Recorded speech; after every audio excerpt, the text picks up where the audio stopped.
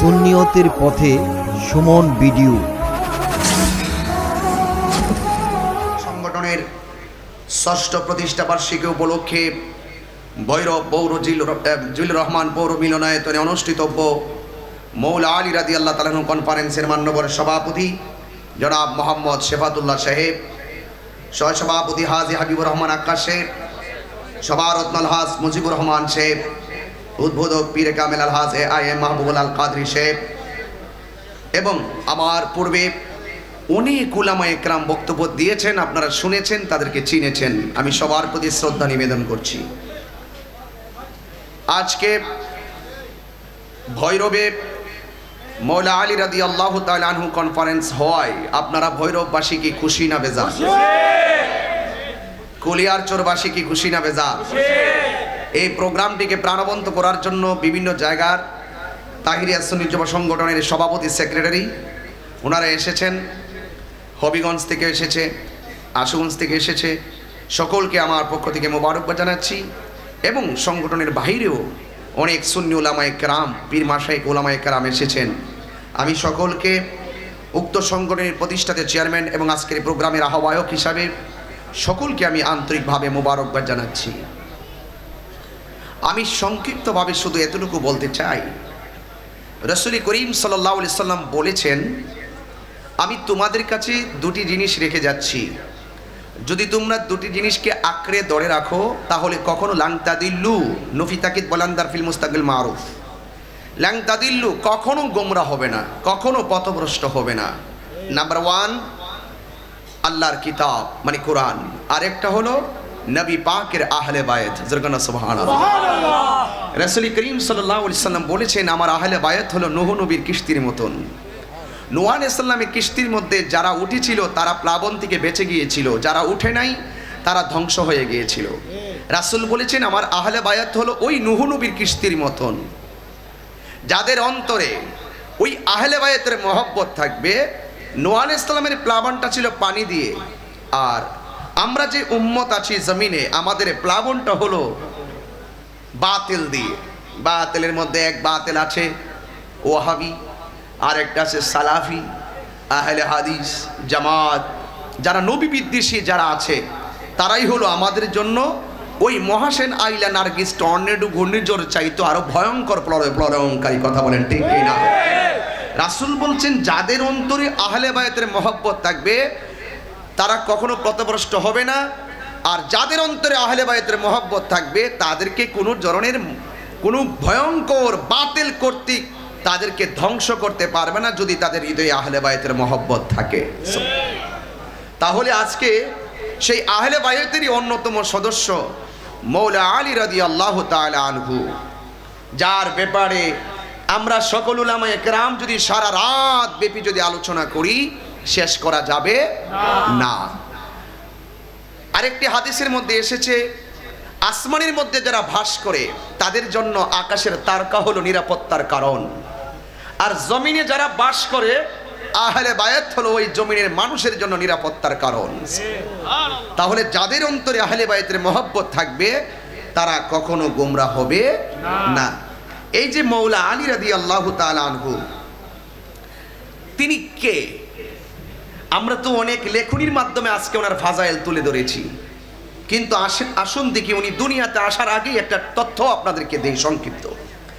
আন আলী রাদিয়াল্লাহু তাআলা আন قال قال رسول الله صلى الله عليه وسلم آتاني ملك فقال يا محمد صلى الله عليه وسلم إن الله تعالى يقرأ عليك السلام ويقول لك إني قد زوجت فاطمة رضي الله تعالى عنها ابنتك من علي بن أبي طالب رضي الله تعالى عنه في الملأ الأعلى فزوجها منه في الأرض।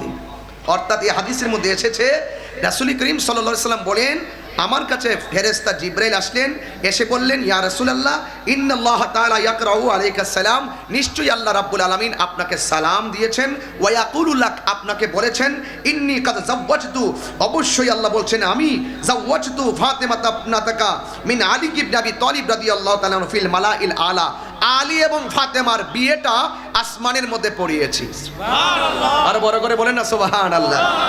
এবং বলা হচ্ছে ফাযাওয়াজহা মিনহু ফিল আরদে, এই বিয়াটা আল্লাহ বলছেন জমিনে আপনি নবী পড়ানোর জন্য। তো যার বিয়ে আল্লাহ আসমানের মধ্যে পড়াইছে, আমাদের দেশে বিয়ের মধ্যে সাক্ষী লাগে না? এই দেখেন, আগে কিন্তু আমরা এই ওয়াজগুলো ভৈরবে বেশি বেশি করতাম, 10-12 বছর আগে মৌলা আলীর ওয়াজ করতাম, মা ফাতেমার ওয়াজ করতাম, কারবালার ওয়াজ করতাম, কইরা বেটা বিড়ি সব লাইন ধরে পাগল। কথা কন ঠিক না বেঠি? এখন ওরা বলতো যে আমরা নাকি কিচ্ছা কাহিনী কই বানায় ওয়াজ করি, এর জন্য দলিলটা দিচ্ছি। দেখেন, আল্লাহ যখন নবীজি মৌলা আলী এবং ফাতেমার বিয়াটা পড়াইছে, এগুলো আমরা বাংলায় বলতাম, এখানে দলিল দিয়ে বলতেছি। ও আশহাদা আলা তাসবিজিকা 40 আলফা মালাকিন। আল্লাহ যখন আলী এবং মা ফাতেমার বিয়াটা পড়িয়েছিলেন, তখন ওই বিয়ের মধ্যে সাক্ষী ছিল 40,000 ফেরেশতা। তো এই সমস্ত কথা যারা বলে যে আমরা মৌলা আলীর বিরুদ্ধে, তোমাদের মুখে তো এগুলা আগে কখনোই শুনি নাই, নতুন করে বলতেছো। যাই হোক, আমি যাচ্ছি এইদিকে। এরপরে ও আওহা ইলা সাজারাতি তুবা, আল্লাহ ওই বিয়াটা পড়াইয়া সাক্ষী লাগাইয়া তুবা নামক গাছটার অর্ডার করছে, তুমি একটা মণিমুক্তা আর ইয়াকুত পাথর একটা জলকানি দাও। জলকানি দেওয়ার পরে ওই তওবা গাছটা যখন একটা জলকানি দিল, তখন ফাত্তাদারাত ইলাইহিল হুরুল আইনা ইয়ালতাকিতনা মিন আতবাকিদ দুররু ওয়াল ইয়াকুত। ডাগর ডাগর চক্ষু বিশিষ্ট হুররা ওই ইয়াকুত পাথরগুলো বর্তনের মধ্যে তুলতে শুরু করলো। ফাহুম ইয়াতাহাদুনাহু বাইনাহুম ইলা ইয়াউমিল কিয়ামা, ফেরেশতারা কিয়ামত পর্যন্ত এই পাথরগুলো, দামি পাথরগুলো বর্তনে তুলে তুলে মা ফাতেমা এবং মৌলা আলীর বিয়ের উপঢৌকন হিসাবে তারা গিফট করতেছে, কিয়ামত পর্যন্ত তারা গিফট করতেই থাকবে। তো আপনারা আমাদেরকে যারা মৌলা আলী বিদ্বেষী বলেন, তাদেরকে একটু দাঁতভাঙ্গা জবাব দেওয়ার নেপথ্যে মৌলা আলী রাদিয়াল্লাহু তাআলা কনফারেন্সটা আমাদের হৃদয়ের অবিচ্ছেদ্য অংশ হিসাবে আজকে ভৈরবের মৌলা আলী রাদিয়াল্লাহু তাআলা কনফারেন্সটা আমরা প্রথম আয়োজন করেছি। এই কনফারেন্স কি এখন বন্ধ হয়ে যাবে নাকি সামনেও চলবে? আল্লামা এম এ শহীদুল্লাহ জিয়াদি সাহেব যে বক্তব্য দিয়েছেন, আমি আসলে এইগুলো পড়েছি, কিন্তু এইভাবে বিশেষ করে তাফহিমুল কোরআন বলছিলেন না হুজুর, তাফহিমুল বুখারী, আমি কখনো এটা দেখি নাই, কখনো এটা পড়ার সৌভাগ্য আমার হয় নাই। পড়লে আমার জন্য আরও সহজ হইতো। আমি এখন ওই গুগল সার্চ দিয়ে বের করেছিলাম, সৈয়দ মোহাম্মদ সাইফুর রহমান ইসলামী is a Bangladesh Islamic scholar has researcher of hadith, he was awarded 21 পদক in 2020 by the government of Bangladesh. অর্থাৎ এখানে লেখা আছে যে এই হাদিস গ্রন্থটা লেখার কারণে বাংলাদেশ সরকার কর্তৃক সৈয়দ মোহাম্মদ সাইফুর রহমান ইসলামী হুজুরকে Islamic scholar and researcher of হাদিথ এই বিষয়ের উপরে গবেষণা করার কারণে হি ওয়াজ অ্যাওয়ার্ডেড 21 পদক in 2020 by the government of Bangladesh. বাংলাদেশের পক্ষ থেকে ওনাকে 21 পদক দিয়েছেন। এটা নিশ্চয়ই আমাদের জন্য গর্বের বিষয়। আমি নিজে আমার পেজ থেকে যেদিন তিনি এই 21 পদকটা পেয়েছিলেন, আমি তখন আমার পেজ থেকে আমি হুজুরকে অভিনন্দন জানিয়েছিলাম। এটা সকল সুন্নি জামাতের জন্য গর্বের কথা, বলেন ঠিক কিনা? তো ওই গ্রন্থের মধ্যে হযরতে আমিরে মুআবিয়া রাদিয়াল্লাহু তাআলা সম্পর্কে উনি রাদিয়াল্লাহু তাআলা আনহু লিখেছেন, এবং এটার উপরে লিখেই কিন্তু একটি পরিশুদ্ধ গ্রন্থ কিন্তু গভর্নমেন্টের কাছে জমা দিয়েছেন। যদি তিনি এইভাবে যদি এই অনুবাদের উপরে যদি সুরিকাল এবারত এবং সুরিকাল হাদিস, অর্থাৎ যদি এবারতে চুরি করতেন, অথবা যদি এবারতের উপরে যদি ওনার কোনো সন্দেহ থাকতো, আর ওই লেখনির উপরে যদি কোনো ধরনের প্রশ্নবিদ্ধ কোনো প্রশ্ন থাকতো, আমার মনে হয় 21 পদক তিনি পেতেন না।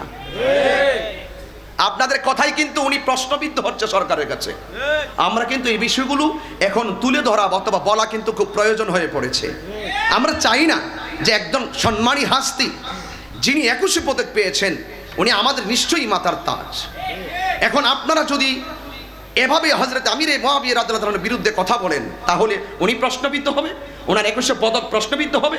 আর উনিও যদি ওই কথার উপরে আমল করেন, তাহলে তো অবশ্যই আমরা যারা আছি, আমরা আমিরে মুআবিয়া রাদিয়াল্লাহু তাআলা আনহুকে যারা সাহাবী মানি, আমাদেরকে যদি আপনারা খারিজি হিসাবে যদি পরিচয় তুলে ধরেন, অবশ্যই তো আপনাদের সেই লেখনের বিষয় নিয়ে আমরা চ্যালেঞ্জ করতে পারি। আপনাদের এই বিষয়গুলো নিয়ে তো আমরা, যেহেতু আমাদেরকে আপনারা খারিজি বলবেন, আমাদেরকে আপনারা খেপিয়ে তুলবেন, আমরা তো কখনো এই বিষয় নিয়ে কখনো কথা বলি নাই। এই বিষয়গুলোর জন্ম তো আপনারা দিয়েছেন। এই জন্য আমি অনুরোধ করি বলবো, মৌলা আলী রাদিয়াল্লাহু তাআলা কনফারেন্সে এই আমিরে মুআবিয়া রাদিয়াল্লাহু তাআলার প্রসঙ্গ কেন আসলো?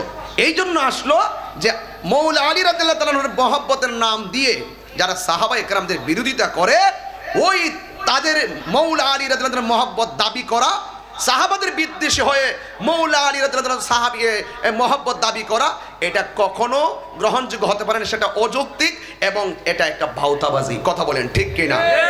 আপনি যদি সত্যিকার সুন্নি হন তাহলে আপনি আহলে বায়াতকে ভালোবাসবেন, আপনি সাহাবায়ে কারামদেরকে ভালোবাসবেন, ঠিক কিনা বলেন?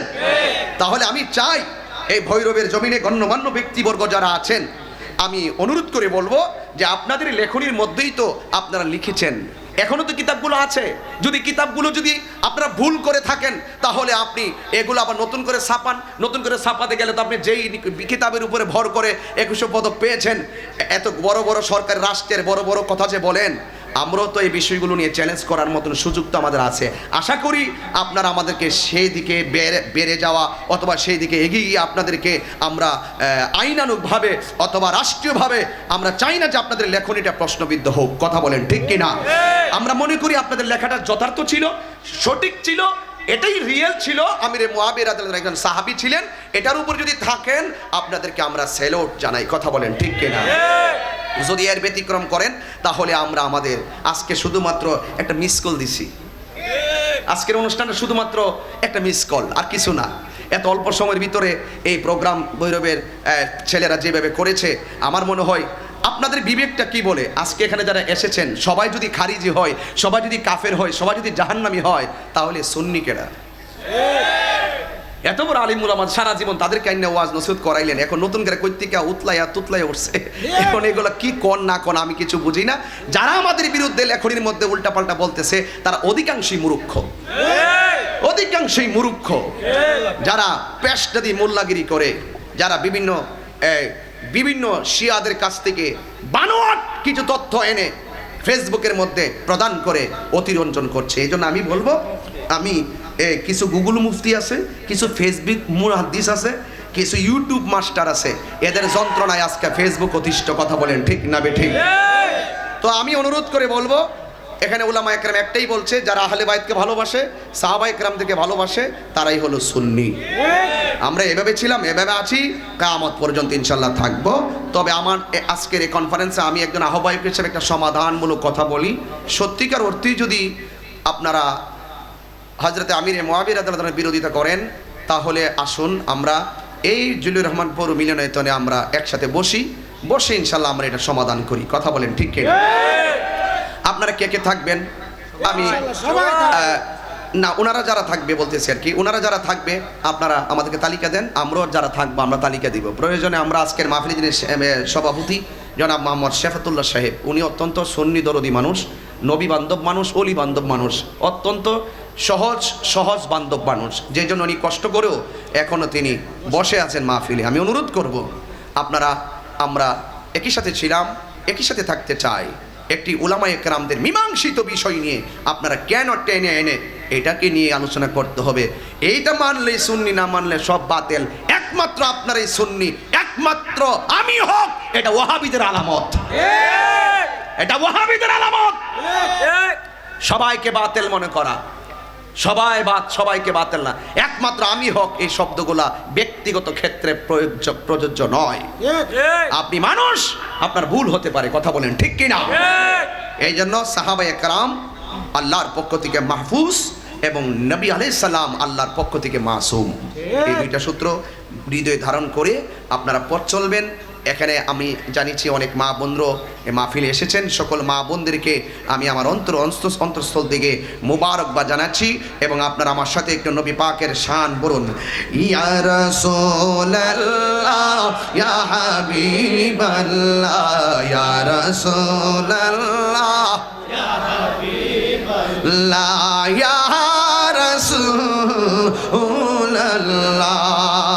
তুমি জীবন তুমি মরণ, আধার ঘরে তুমি আপন, তুমি জীবন তুমি মরণ, আধার ঘরে তুমি আপন, তুমি মুদের পাড়ের তরি, তুমি মুদের পাড়ের তরি, তুমি ইয়া রাসূলুল্লাহ ইয়া হাবিবাল্লাহ ইয়া রাসূলুল্লাহ হাবিবাল্লাহ ইয়া রাসূলুল্লাহ আল্লাহ আল্লাহ আল্লাহ এক মিনিট দু মিনিট আল্লাহ আল্লাহ আল্লাহ আল্লাহ আল্লাহ আল্লাহ আল্লাহ আল্লাহ আল্লাহ আল্লাহ আল্লাহ পাগল হইয়া ডাকি আমি নবী তোমার পাগল হইয়া ডাকি আমি নবী তোমার তাহিরের মন দ্বন্দ্ব হইতো নবীরে পাইলে আশেকের মন দ্বন্দ্ব হইতো নবীকে পাইলে মাশাআল্লাহ আশেকের মন দ্বন্দ্ব হইতো নবীকে পাইলে পাগলের মন দ্বন্দ্ব হইতো নবীকে পাইলে আশেকের মন দ্বন্দ্ব হইতো নবীকে পাইলে মাশাআল্লাহ নবীর প্রেমে ওয়াইস করনি দ্বন্দ্ব দেই ফেলে নবীর প্রেমে ওয়াইস করনি দ্বন্দ্ব দেই ফেলে পাগল কুলের শিরোমণি সব লোকে জানে পাগল কুলের শিরোমণি সব লোকে জানে পাগল হইয়া ডাকি আমি নবী তোমার পাগল হইয়া ডাকি আমি নবী তোমার তাহিরি মন দ্বন্দ্ব হইতো নবীরে পাইলে আশেকের মন দ্বন্দ্ব হইতো নবীরে পাইলে মাশাআল্লাহ ইশকে রাসূল ইশকে খোদা কুরআনে বলে ইশকে রাসূল ইশকে খোদা কুরআনে বলে আমার জীবন দ্বন্দ্ব হইত নবীরে পাইলে পাগল হইয়া ডাকি আমি নবী তোমার পাগল হইয়া ডাকি আমি নবী তোমার আশেকের মন দ্বন্দ্ব হইতো নবীর পাইলে আশেকের মন দ্বন্দ্ব হইতো নবীর পাইলে পাগলের মন দ্বন্দ্ব হইতো নবীর পাইলে মাশাআল্লাহ দিলে দেবা সোনায় আমার মনে দেবা সোনায় আমার প্রাণে দেবা সোনায় আমার পাই যেন দর্শন মুর্শিদ পাহাকে পাঞ্জাতন মুর্শিদ পাহাকে পাঞ্জাতন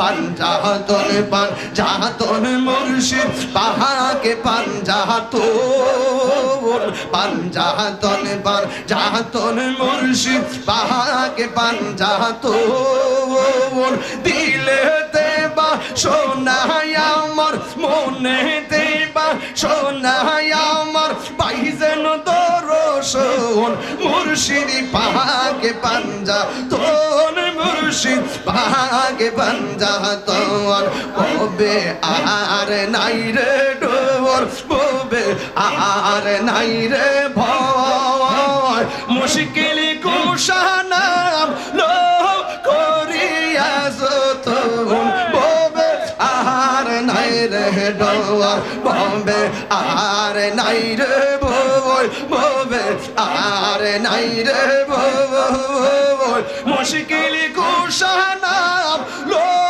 করিয়া যতন ববে আর নাই রে বাবা ববে আর নাই রে ভয় আর নাই রে